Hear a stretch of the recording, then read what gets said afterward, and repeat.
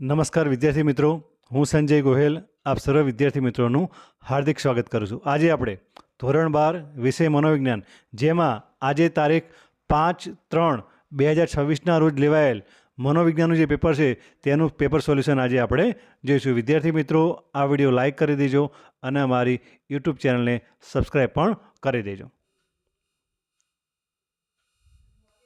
શરૂઆત કરીએ આપણે વિભાગ એથી, જેમાં વિભાગ એ 20 માર્ક્સનો છે. પ્રથમ પ્રશ્ન, કયા મનોવૈજ્ઞાનિકે ગંધના 6 પ્રકાર આપ્યા છે? હેનિંગ. બીજો પ્રશ્ન, સામાન્ય રીતે મનુષ્ય કેટલા CPS સુધીની કંપન સંખ્યાવાળો અવાજ સાંભળી શકે છે? 20 થી 20,000 CPS. ત્રીજો પ્રશ્ન, નીચેનામાંથી કયા મનોવૈજ્ઞાનિકને તબીબી વિદ્યા ક્ષેત્રમાં નોબેલ પારિતોષિક મળ્યું હતું? પાવલો. ચોથો પ્રશ્ન, કયા પ્રકારના શિક્ષણમાં પ્રાણી ચોક્કસ પ્રતિક્રિયા કરે તો જ તેને ખોરાક મળે? કારક અભિસંધાન. પાંચમો પ્રશ્ન, બુદ્ધિ અંગેનો ત્રિપરિમાણાત્મક સિદ્ધાંત કોણે દર્શાવ્યો? ગિલફર્ડ. છઠ્ઠો પ્રશ્ન, કેટલી બુદ્ધિ ક્ષમતા ધરાવનાર વ્યક્તિનો સમાવેશ સામાન્ય કક્ષામાં થાય છે? 90 થી 109. સાતમો પ્રશ્ન, મનોવલણો જન્મજાત નહીં પરંતુ કેવા હોય છે? સંપાદિત. આઠમો પ્રશ્ન, સામાજિક રીત રિવાજો, મૂલ્યો, રહેણીકરણી અને વિચારસરણી આત્મસાત કરવાની પ્રક્રિયા એટલે શું? સામાજિકરણ. નવમો પ્રશ્ન, કયા પ્રકારના મનોભાવની સ્થિતિમાં વ્યક્તિનું પ્રત્યક્ષીકરણ મર્યાદિત બને છે? તીવ્ર. દસમો પ્રશ્ન, તબીબી સંભાળને કયા પ્રકારનું સંસાધન કહી શકાય? ભૌતિક. 11મો પ્રશ્ન, અજ્ઞાત કે અભાનપણે અહમને ટકાવી રાખવાની પ્રયુક્તિને શું કહે છે? બચાવ પ્રયુક્તિ. 12મો પ્રશ્ન, કઈ મનોવિકૃતિમાં બાળક તેને કહેવામાં આવેલા વાક્યોનું પુનઃ ઉચ્ચારણ અવારનવાર કરે છે? ઓટિઝમ. 13મો પ્રશ્ન, અસરકારક સલાહના લક્ષણો નીચેનામાંથી કોણે દર્શાવ્યા છે? પેટરસન. 14મો પ્રશ્ન, મહર્ષિ મહેશ યોગી દ્વારા કયા ધ્યાનનો પ્રસાર થયેલો છે? ભાવાતીત. 15મો પ્રશ્ન, કેવા વાતાવરણમાં લોકોમાં ઉશ્કેરાટ કે આક્રમકતાનું પ્રમાણ વધુ જોવા મળે છે? ગરમ કે ભેજવાળા વાતાવરણમાં. 16મો પ્રશ્ન, પર્યાવરણની મોટાભાગની સમસ્યાઓ કેવી છે? માનવસર્જિત. 17મો પ્રશ્ન, જેમાં એક જ વ્યક્તિ વ્યવસ્થાપક અને માલિક બંને હોય તેવી સંરચના એટલે સરળ સંરચના. 18મો પ્રશ્ન, જે સાધન દ્વારા વિજ્ઞાપનનો ફેલાવો થાય તેને વિજ્ઞાપનનું શું કહેવાય છે? માધ્યમ. 19મો પ્રશ્ન, અબ્રાહમ મેસ્લોએ પોતાના કયા પુસ્તકમાં એક પ્રકરણનું નામ પોઝિટિવ સાયકોલોજી રાખ્યું હતું? Motivation and personality. અને 20મો પ્રશ્ન, બિનશાબ્દિક સંકેતોને પારખવામાં કોણ વધુ કુશળ જોવા મળે છે? સ્ત્રીઓ. વિભાગ બી, તેનું સોલ્યુશન આપણે જોઈએ. પછી વિભાગ સી, 20 માર્ક્સનો વિભાગ સી. વિભાગ ડી, 30 માર્ક્સનો વિભાગ ડી છે અને 20 માર્ક્સનો વિભાગ ઈ છે. હવે આપણે વિભાગ બીનું સોલ્યુશન જોઈએ. 21મો પ્રશ્ન, દ્રષ્ટિ સંવેદનમાં નેત્રપટીય વિષમતા કયા કારણથી સર્જાય છે? ડાબી આંખને દ્રષ્ટિ ક્ષેત્રમાં રહેલ પદાર્થનો ડાબો વિસ્તાર વધારે દેખાય છે, તે જ રીતે જમણી આંખને પદાર્થનો જમણો વિસ્તાર થોડો વધારે દેખાય છે. આ કારણથી દ્રષ્ટિ સંવેદનમાં નેત્રપટીય વિષમતા સર્જાય છે. 22મો પ્રશ્ન, આહા અનુભવ કયા શિક્ષણ સાથે સંકળાયેલ છે? આહા અનુભવ આંતરસૂઝ દ્વારા શિક્ષણ સાથે સંકળાયેલ છે. 23મો પ્રશ્ન, વ્યક્તિગત બુદ્ધિ કસોટી કોને કહે છે? જે બુદ્ધિ કસોટી એક સમયે માત્ર એક જ વ્યક્તિને આપી શકાય તેને વ્યક્તિગત બુદ્ધિ કસોટી કહેવામાં આવે છે. 24મો પ્રશ્ન, બોધ એટલે શું? તો બોધ એટલે જ્ઞાન, સમજણ અથવા અનુભવ દ્વારા પ્રાપ્ત થતી જાણકારી અથવા તો જાણવું. 25મો પ્રશ્ન, મનોશારીરિક રોગો એટલે શું? મનોશારીરિક રોગો એટલે એવા રોગો કે જે શારીરિક લક્ષણો ધરાવે છે પરંતુ તેના મૂળ કારણો મનોવૈજ્ઞાનિક હોય છે. 26મો પ્રશ્ન, OCDનું પૂરું નામ જણાવો તો? ઓબ્સેસિવ કમ્પલ્સિવ ડિસઓર્ડર, ગુજરાતીમાં અનિવાર્ય વિચાર દબાણ અને અનિવાર્ય ક્રિયા દબાણ. 27મો પ્રશ્ન, બૌદ્ધાત્મક ઉપચાર પદ્ધતિ કોણે આપી છે? આલ્બર્ટ એલિસ અને એરોન બેક દ્વારા આપવામાં આવી હતી. 28મો પ્રશ્ન, કર્ટ લેવિને વ્યક્તિ અને પર્યાવરણ વચ્ચેના સંબંધનું સ્વરૂપ દર્શાવવા કયો ખ્યાલ આપ્યો? જીવન અવકાશનો ખ્યાલ.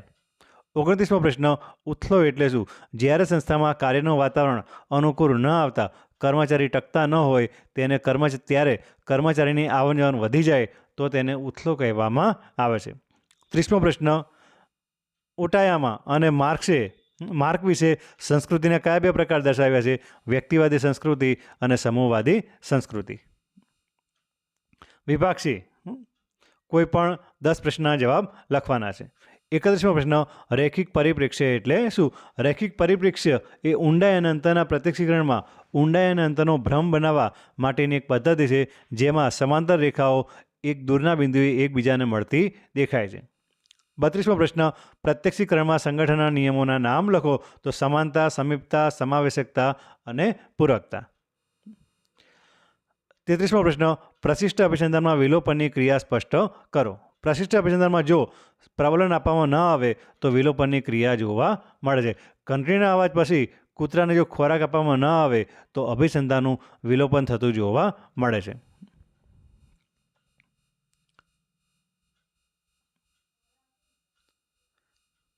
પછી બુદ્ધિઆંકનું સૂત્ર ઉદાહરણ સહિત સમજાવો. બુદ્ધિઆંક આઈક્યુ માનસિક વય છેદમાં શારીરિક વય ગુણ્યા 100.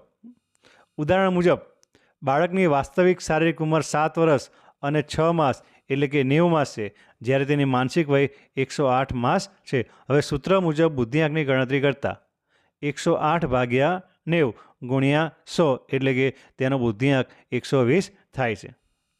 35મો પ્રશ્ન, સમૂહ માધ્યમના સાધનોના નામ જણાવો. તો ટીવી, રેડિયો, મોબાઈલ, સમાચાર પત્ર, સોશિયલ મીડિયા, હોર્ડિંગ આ બધા સમૂહ માધ્યમોના નામ છે. 36મો પ્રશ્ન, પૂર્વગ્રહો વિષચક્ર જન્માવે છે, સમજાવો. પૂર્વગ્રહો વિષચક્ર જન્માવે છે કારણ કે એક જૂથ પ્રત્યેના નકારાત્મક વલણ બીજા જૂથ દ્વારા પ્રતિકૂળ વર્તન તરફ દોરી જાય છે, જે બદલામાં મૂળ જૂથના પૂર્વગ્રહને મજબૂત કરે છે. 37મો પ્રશ્ન, અનુકંપિત ચેતાતંત્રનું કાર્ય જણાવો.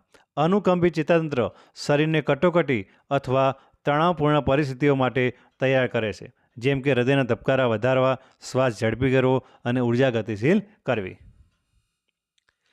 38મો પ્રશ્ન, રીઅપટેક પ્રક્રિયા એટલે શું? સામાન્ય રીતે ચેતાપ્રવાહ એક ચેતાકોષમાંથી બીજા ચેતાકોષમાં જાય છે, પરંતુ ચેતાપ્રવાહ એ જ ચેતાકોષમાં પાછો ફરે તો તેને રીઅપટેક પ્રક્રિયા કહેવામાં આવે છે.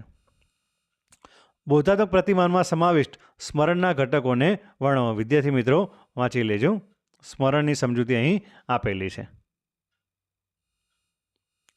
40મો પ્રશ્ન, પ્રતીક વિનિમય પદ્ધતિ એટલે શું? પ્રતીક વિનિમય પદ્ધતિ એ ટોકન ઇકોનોમિક પ્રકારની પદ્ધતિ છે જેમાં વર્તન સુધારણા કરવામાં આવે છે, જેમાં ઇચ્છનીય વર્તન માટે વ્યક્તિને અથવા દર્દીને પ્રતીકો જેમ કે ધાતુની ચકતી અને કાર્ડ આપવામાં આવે છે, જેના દ્વારા દર્દી પોતાના મનપસંદ પુરસ્કાર અથવા પ્રવૃત્તિ પ્રાપ્ત કરી શકે છે. 41મો પ્રશ્ન, સલાહથી અને સલાહકારનો અર્થ સમજાવો. તો સલાહથી મનોવૈજ્ઞાનિક સમસ્યાઓ કે વિકાસના પ્રશ્નો સાથે આવનાર અને તેના નિવારણ માટે સહાય જણાવનાર વ્યક્તિને સલાહથી કહેવામાં આવે છે, જ્યારે મનોવૈજ્ઞાનિક સમસ્યાઓ કે વિકાસના પ્રશ્નો હલ કરવામાં અન્યને સહાયરૂપ બની રહે તેવી જરૂરી લાયકાતો અને કૌશલ્ય ધરાવનાર વ્યવસાય તાલીમ પામેલા માણસને સલાહકાર તરીકે ઓળખવામાં આવે છે. ભૌતિક પર્યાવરણમાં કઈ બાબતનો સમાવેશ થાય છે? જેમાં હવા, પાણી, જમીન, આબોહવા, વનસ્પતિ, પ્રાણીઓ તેમજ માનવ સર્જિત તત્વો જેમ કે ઇમારતો, રસ્તાઓ અને અન્ય માળખાગત સુવિધાઓનો સમાવેશ ભૌતિક પર્યાવરણમાં થાય છે. 43મો પ્રશ્ન, સંસ્થાના લક્ષણો જણાવો. તો સમાન લક્ષ્ય, પ્રયત્નોનું સંકલન, શ્રમ વિભાજન અને જવાબદારી અને અધિકાર. 44મો પ્રશ્ન, વિધાયક નિષેધક ભાવમાપન તુલનામાં જણાવેલ વિધાયક ભાવોની યાદી આપો. તો રસવૃત્તિ, ઉત્તેજના, દ્રઢ મનોબળ, ઉત્સાહ, ગૌરવ, સાવચેતી, પ્રેરણા, કૃતનિશ્ચયતા, વિનય, વિવેક અને સક્રિયતા આ બધા વિધાયક ભાવો છે. તો વિદ્યાર્થી મિત્રો અહીં આપણે વિભાગ A, B અને Cનું સોલ્યુશન આપણે જોયું. વિદ્યાર્થી મિત્રો આ વિડીયો લાઈક કરી દેજો અને મારી યુટ્યુબ ચેનલને સબસ્ક્રાઈબ પણ કરી દેજો.